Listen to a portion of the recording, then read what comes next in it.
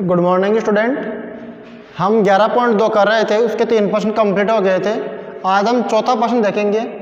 सारी प्रश्नावली आपकी 11.2 आधारभूत आनुपातिक प्रमेय और आधारभूत आनुपातिक प्रमेय के विलोम पर आधारित है। ठीक है ना। दोनों के स्टेटमेंट आपको आने चाहिए, क्या आधारभूत आनुपातिक प्रमेय है वो और क्या उसका विलोम है। विलोम है तो कैसे सिद्ध करते हैं और आधारभूत आनुपातिक प्रमेय है तो उसको कैसे सिद्ध करते हैं। क्वेश्चन संख्या 4 देखिए कि त्रिभुज एबीसी में AB व AC, त्रिभुज ABC में AB व AC भुजाओं पर AB व AC भुजाओं पर क्रमशः D एवं E बिंदु, क्रमशः D एवं E बिंदु इस प्रकार स्थित है कि D एवं E बिंदु इस प्रकार स्थित है कि BD बराबर CE, BD बराबर CE है। यदि हो तो दर्शाइए BD बराबर CE है। यदि यदि यदि चौथा क्वेश्चन है, यदि कोण B बराबर कोण C, यदि कोण B बराबर कोण C हो तो दर्शाइए, हो तो दर्शाइए, क्या दर्शाना है, DE समांतर BC, DE समांतर BC। क्या है प्रश्न, त्रिभुज ABC में AB एवं AC भुजाओं पर दो बिंदु AB एवं AC भुजाओं पर क्रमशः D और E बिंदु इस प्रकार स्थित है कि BD बराबर DE और कोण B बराबर, यदि कोण B बराबर कोण C हो तो दर्शाइए कि कोण यह भुजा DE भुजा BC के समांतर है। जो DE है तो देखिए क्या दिया गया आपको, त्रिभुज ABC ये ABC, AB और AC पर D एवं E, AB एवं AC पर D एवं E बिंदु इस प्रकार है कि कोण B बराबर कोण C, ये भी दे रखा है। और क्या दर्शाना आपको, DE समांतर BC आपको दर्शाना है। ठीक है। अब देखिए क्या क्या दिया गया है, प्रूफ क्या करना है। ठीक है ना। और उत्पत्ति में क्या करेंगे प्रूफ में। तो सॉल्यूशन में देखिए गिवन दैट त्रिभुज ABC में AB व AC भुजाओं पर क्रमशः D और E बिंदु स्थित है। और क्या दिया गया है, BD बराबर CE और कोण B बराबर कोण C। प्रूव क्या करना आपको, प्रूव दैट DE समांतर BC सिद्ध करना, DE समांतर BC आपको सिद्ध करना है।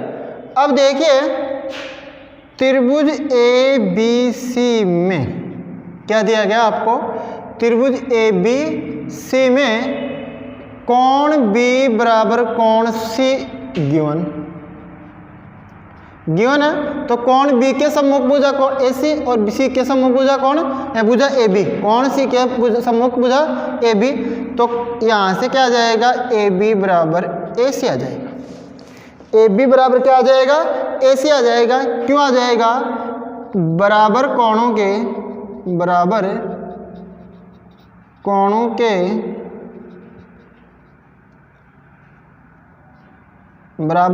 के सम्मुख भुजाएं बराबर होती हैं। क्या होती हैं, बराबर कोणों के सम्मुख भुजाएं क्या होती हैं, बराबर होती हैं। तो ए बी बराबर क्या आ जाएगा, ए सी आ जाएगा। अब मैं ए बी को तो क्या लिख सकता हूँ, A D plus B D, और ए सी को क्या लिख सकता हूँ, ए E plus E C, A E plus ई सी। अब आपको क्या दिया गया है, समीकरण एक, समीकरण एक से बी डी बराबर क्या है, सी है, बी डी बराबर सी ई, तो बी डी बराबर सी ई है, तो यहाँ से क्या आ जाएगा, बी डी बराबर सी ई, मतलब इसकी जगह A D plus B D और ए ई प्लस सी की जगह मैं बी डी लिख दूँ, बी डी से बी डी कैंसिल हो गया। अब क्या आ गया, ए डी बराबर ए ई, ए डी बराबर क्या आ गया, ए ई आ गया। अब ए डी बराबर ए ई आ गया, तो आप क्या कर सकते हैं, ए डी बराबर ए ई, तो ए डी बराबर ए ई है, तो डी के सम्मुख कोण कौन सा आएगा, ए डी के सम्मुख कोण ई बराबर कोण ए ई के सम्मुख कोण डी, कोण डी बराबर क्या आ गया, कोण ई आ गया, कोण डी बराबर क्या आ गया, ई आ गया। क्यों आया ये बराबर, क्यों आया कि बराबर भुजाओं के सम्मुख कोण, लिख देना यहाँ, बराबर है भुजाओं के सम्मुख कोण बराबर होते हैं, बराबर भुजाओं के सम्मुख कोण बराबर होते हैं, इसलिए कोण डी बराबर क्या आ गया, कोण ई आ गया। अब त्रिभुज जो आपका ऊपर वाला है A D E, A D E, त्रिभुज ए डी ई एक समद्विबाहु, समद्विबाहु त्रिभुज है। समद्विबाहु त्रिभुज क्या है, इसमें दो भुजाएं बराबर होगी, ए बी सी भी क्या है, समद्विबाहु है, क्योंकि इसमें भी आपको कोण बी बराबर कोण सी दिया गया है। तो त्रिभुज ए डी एक समद्विबाहु त्रिभुज है, तो आपका क्या हो गया, ए डी ई एक समद्विबाहु त्रिभुज आ गया, और ए बी सी भी क्या आ गया, एक समद्विबाहु त्रिभुज आ गया। जो ए कोण है वो क्या है, दोनों में उभयनिष्ठ है, कोण ए क्या है, कोण उभयनिष्ठ है। तो देखिए, अतः त्रिभुज ए बी सी एवं त्रिभुज ए डी ई समद्विबाहु त्रिभुज हैं, समद्विबाहु त्रिभुज है, तथा कोण ए उभयनिष्ठ है, उभयनिष्ठ है। देखो कोण समद्विबाहु त्रिभुज हैं, बराबर है, तो कोण बी बराबर कोण सी बराबर कोण डी बराबर कोण ई, ये क्या आ गए, समद्विबाहु त्रिभुज है, एक कोण तो उभयनिष्ठ आ गए, और जो कोण बच रहे हैं वो क्या है, सब बराबर है, एक कोण दोनों में बराबर है, ठीक है ना, कॉमन है एक तो, और दो क्या है, बराबर है। तो देखो कोण बी बराबर कोण डी, कोण बी बराबर कोण डी है ना, कोण बी बराबर कोण डी, ये कौन सा है, संगत कोण है, संगत कोण है। जब संगत कोण बराबर होते हैं तो रेखाएं क्या होती हैं, समांतर होती हैं, पढ़ा है अपने 9th क्लास में। जब संगत कोण बराबर होते हैं तो रेखाएं समांतर होती हैं, यह आपने पढ़ा है। क्या, जब कोण संगत कोण बराबर होते हैं तो रेखाएं क्या होती हैं, समांतर होती हैं, इसलिए डी ई समांतर क्या आ गया, बी सी आ गया। इति सिद्धम, यही सिद्ध करना था। दोबारा देखिए क्या दिया गया था आपको, ध्यान से देखिए। इसमें जो आप बोल सकते हैं पिछली क्लास पूर्व ज्ञान का भी आप यूज कर रहे हैं, जो आपने 9th क्लास में पढ़ा था, ठीक है ना, उसका भी आपको काम में लेना पड़ेगा। तो देखिए त्रिभुज एबीसी में ए बी व ए सी भुजाओं पर क्रमशः ए बी एवं ए सी भुजाओं पर क्रमशः डी और ई बिंदु इस प्रकार स्थित हैं कि BD बराबर CE, ठीक है, और कोण B बराबर कोण C आपको दिया गया है। तब आपको शो करना है, सो दैट दर्शाना है कि DE समांतर BC करना है। तो देखिए क्या क्या दिया गया है, क्या सिद्ध करना है, किस प्रकार हल करते हैं इसको। तो गिवन दैट त्रिभुज ABC में AB व AC भुजाओं पर क्रमशः D और E बिंदु इस प्रकार D और E बिंदु स्थित है कि BD बराबर DE और कोण B बराबर कोण C आपको दिया है। प्रूव दैट DE समांतर BC सिद्ध करना है। अब देखिए त्रिभुज ABC में कोण B बराबर कोण C ये आपको दिया है ना, तो बराबर कोणों के सम्मुख भुजाएं क्या होती है, बराबर कोण B के सम्मुख भुजा क्या है AC और C के सम्मुख भुजा क्या है AB, तो AB बराबर क्या आ गया AC। आप लिख सकते हैं यहाँ बराबर कोणों के सम्मुख भुजाएं बराबर होती हैं। फिर क्या किया, देखो AB को मैंने AB प्लस BD लिख दिया। AB ये टोटल है वो 2 AD प्लस BD और ये AC AE प्लस EC के योग के रूप में लिख दिया। अब BD बराबर CE दे रखा है तो BD लिख दिया मैंने समीकरण 1 से, BD से BD कैंसिल हो गया, AD बराबर क्या आ गया AE आ गया। AD बराबर AE आ गया, समझ में आ रहा है। तो AD बराबर AE, तो AD के सम्मुख कौन है E और AE के सम्मुख कौन D, तो कौन E बराबर कौन है D हो गया। फिर यहाँ लिख दिया बराबर भुजाओं के समूह कोण भी क्या होते हैं, बराबर उसका विलोम आ गया। पहले तो क्या था बराबर कोणों के समूह भुजा बराबर थी, अब बराबर भुजाओं के समूह कोण है बराबर है, बराबर भुजाओं के समूह कोण क्या आ गए बराबर। अब देखिए त्रिभुज ADE एक समद्विबाहु त्रिभुज है, क्योंकि ये भुजा और ये भुजा बराबर आ गई, तो कैसा त्रिभुज हो गया, समद्विबाहु त्रिभुज हो गया जिसकी दो भुजाएं बराबर है। अब देखिए त्रिभुज ADE एक समद्विबाहु त्रिभुज है, अतः त्रिभुज ABC और त्रिभुज AD दोनों ही क्या है, इसमें भी कोण B बराबर कोण C दिया है, पूरे में ABC में कोण B बराबर कोण C था, तो ये भी क्या है समद्विबाहु, दोनों त्रिभुज क्या आ गया समद्विबाहु त्रिभुज आ गया, जिसमें एक कोण क्या है आपका उभयनिष्ठ है, एक कोण क्या है उभयनिष्ठ है। तो कोण B बराबर कोण C, कोण D बराबर कोण E सब बराबर हो गए, ठीक है। तो कोण B बराबर कोण D करोगे ये संगत कोण है, ये संगत कोण हो गया, एक ही खंड में बने कोण संगत कोण हो गए, संगत कोण हो गए। तो संगत कोण बराबर कब होते हैं, जब रेखाएं समांतर होती हैं, ठीक है। तो ये आपका हो गया चौथा क्वेश्चन। पांचवा क्वेश्चन देखिए,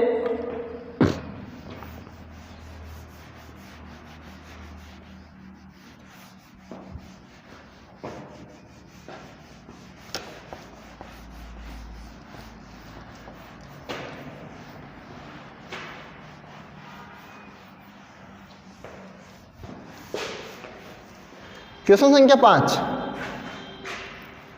क्वेश्चन संख्या 5 दे रखी है आपकी कि आकृति में DE समांतर BC।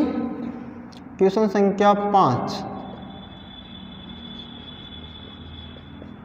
आकृति में DE समांतर BC, आकृति में DE समांतर BC और CD समांतर EF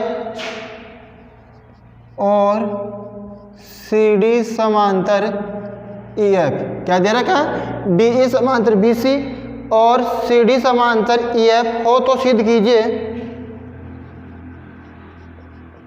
हो तो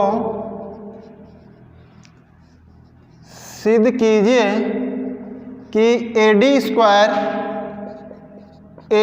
square equal to AB into AF, AB into AF। Solution में आकृति बनाते हैं, देखो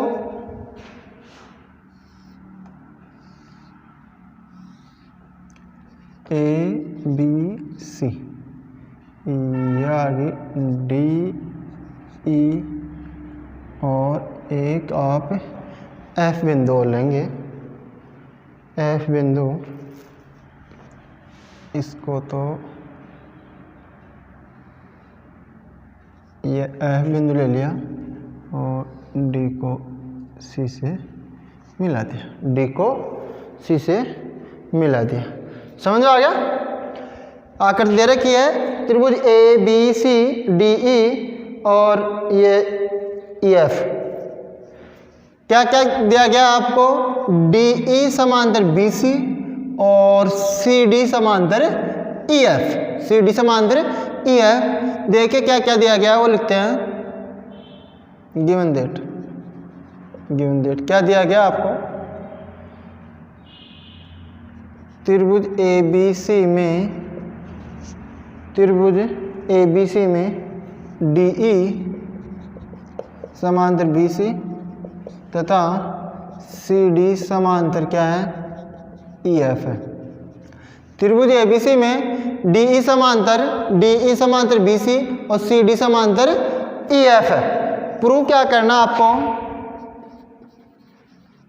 प्रूव दैट क्या सिद्ध करना है, AD स्क्वायर बराबर AB into AF, AD square बराबर AB इंटू AF। अब देखिए आप त्रिभुज ABC में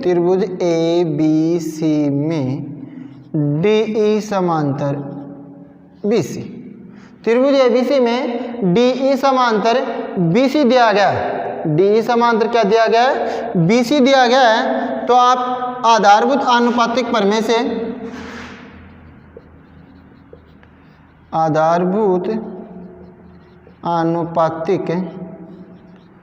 प्रमेय से AD बटावा BD equal to AE upon EC, AD बटा BD equal to AE upon EC। आप बदलोगे या आप क्या करोगे, इसको एक जोड़ोगे, AD upon BD plus 1 equal to AE upon EC plus 1। तो AD plus BD upon BD equal to AE plus EC upon EC। AD और BD मिलकर के क्या बन गई, AB upon BD equal to AC upon EC। ठीक है, आप इसको बदल दोगे और क्या आ गया आपका, BD बटा AB इक्वल टू EC बटावा AC। समीकरण क्या आ गया, BD बटावा AB और AE अपॉन EC। आप इसको बदल करके, एक मिनट, आपको पहले बदलो इसको, BD upon AD equal to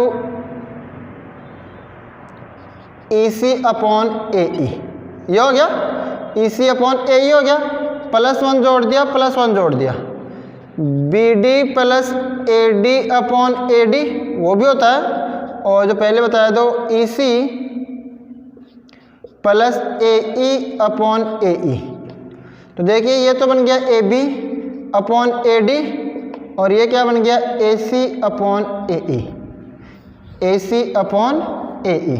तो समीकरण दे दिया इसको 1, क्या आ गया, समीकरण 1 AB अपॉन AD, समीकरण 1 क्या आया आपका, AB upon AD equal to AC upon AE। अब इसको वापिस सीधा करोगे तो क्या आ जाएगा आपको, AD upon AB equal to AE upon AC। इसको देखो समीकरण 1। अब हम जब दूसरा त्रिभुज लेंगे तो मैं ये पूरा प्रोसेस नहीं बताऊंगा, मैं डायरेक्ट लिखूंगा। देखो ये पूरा भुजा का अनुपात ही होता है। देखो जब आधारभूत आनुपातिक प्रमेय लगाते हैं कि त्रिभुज की किसी दो भुजाओं किस त्रिभुज की एक भुजा के समांतर खींची गई रेखा अन्य दो भुजाओं को भिन्न भिन्न बिंदु पर प्रतिच्छेद करे तो वो उन दोनों भुजाओं को एक ही अनुपात में क्या करती है, विभाजित करती है। तो देखिए इसमें AD अपॉन BD बराबर AE अपॉन EC था, इसको बदल दिया और एक जोड़ दिया, ठीक है ना, और फिर इसको वापस बदल दिया, ठीक है। अब क्या आया, AD बटा AB और AE अपॉन AC आ गया। इसी प्रकार लिख रहा हूं मैं, देखो इसी प्रकार त्रिभुज ADC में CD समांतर EF, ADC, इसी प्रकार त्रिभुज ADC में CD समांतर क्या आ गया, EF आ गया। अब देखना CD समांतर AF, अब इसमें क्या आ जाएगा, AF अपॉन AD, इसकी तरह करेंगे ना, AF अपॉन AD, इसमें क्या आया था, AD upon AB, AE upon AC, तो AF upon AD equal to A E upon A C, A C, A E upon A C. यह आ गया समीकरण 2 दिया 2। समीकरण 1 भी ए ई अपॉन ई सी है, यह भी ए ई अपॉन ई सी है। तो आप क्या कर सकते हैं, समीकरण 1 और 2 की तुलना कर लेते हैं। क्या कर लेते हैं, समीकरण 1 और 2 की तुलना करने पर समीकरण 1 व 2 की तुलना करने पर क्या आ जाएगा, देखो A D upon A B equal to A F upon A D, ये चीज़ आएगी।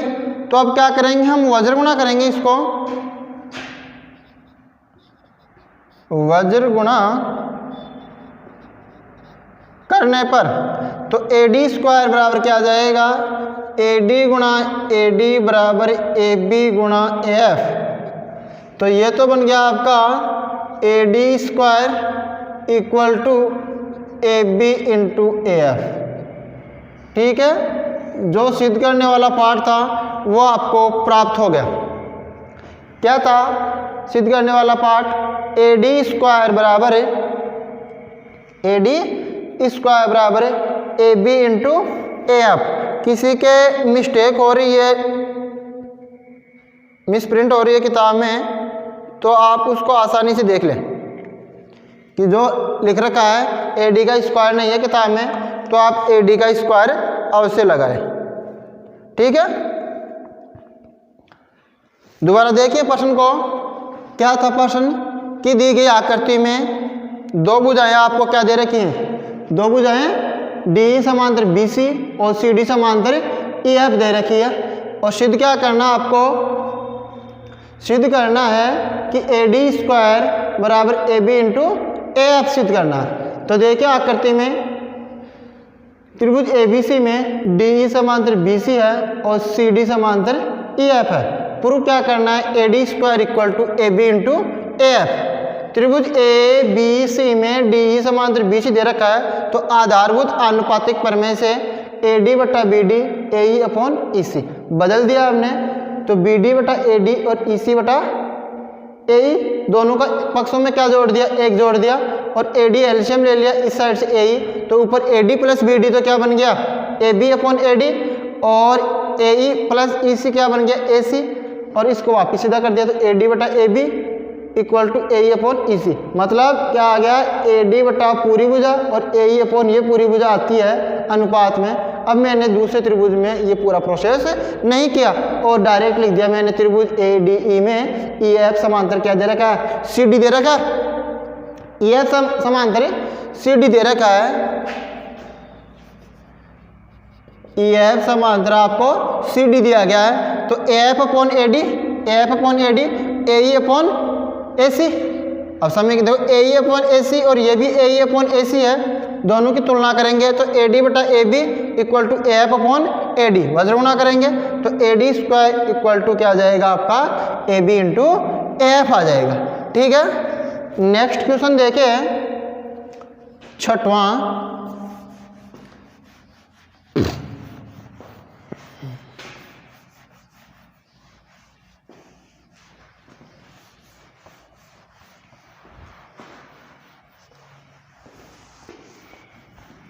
छठवां क्वेश्चन है, क्या दे रखा है, आकृति में ई एफ समांतर सी डी समांतर ए बी।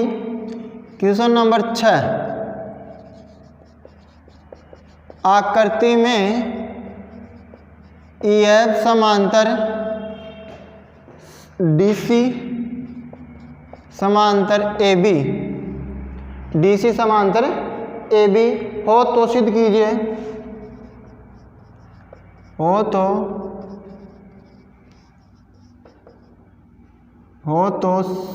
सिद्ध कीजिए, हो तो सिद्ध कीजिए A E upon E D, A E upon E D equal to B F upon F C. BF/FC। आकृति दे रखी है आपको, बनाते हैं आकृति।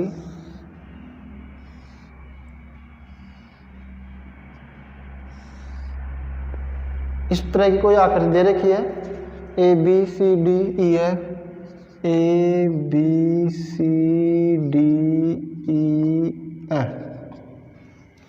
EF। समझ में आ गया? इस तरह की कोई आकृति दे रखी है जिसमें आपको EF समांतर CD समांतर AB दिया गया। ठीक है, अब रचना में क्या करेंगे, A को C से मिलाएंगे, A को C से मिला दिया और इस बिंदु को दे दिया G नाम, जो EF को प्रतिच्छेद कर रहा है। ठीक है, अब देखिए गिवन दैट क्या क्या दिया गया सॉल्यूशन में। गिवन दैट EF समांतर CD समांतर AB ये दिया गया। प्रूव क्या करना है, प्रूव दैट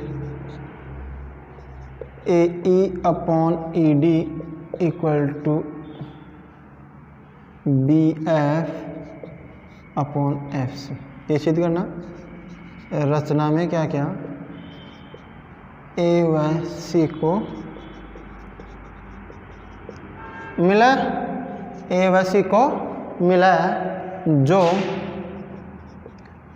EF को G बिंदु पर प्रतिच्छेद करती है। क्या कर रही है, G बिंदु पर प्रतिच्छेद कर रही है। अब देखना त्रिभुज ADC, त्रिभुज